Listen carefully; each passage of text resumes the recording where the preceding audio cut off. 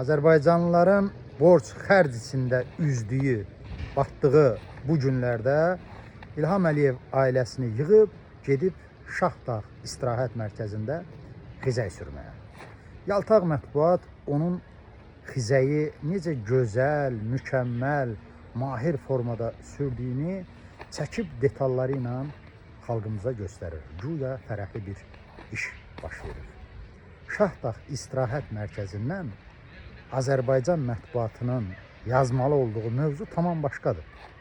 O ki, bu istirahət mərkəzi Azərbaycanlıların pulu hesabına tikilib, milyardlar xərclənib və dünyanın hər yerində istirahət mərkəzi dövlət büdcəsinə qazanc gətirdiyi halda hər il onlar işi ziyanla başa vururlar.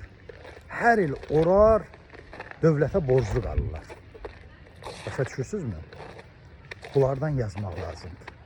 Bunlardan danışmaq lazımdır. Bilirəm ki, bu mövzuda danışmaqda, yazmaqda fərəhli bir, sevincli bir şey yoxdur.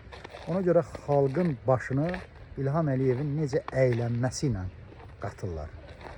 Güya ki, Azərbaycanlıların bədgüzaranı, az qarınları, rəhbərlərinin necə istirahət etdiyini görəndə düzələcək, doyacaq.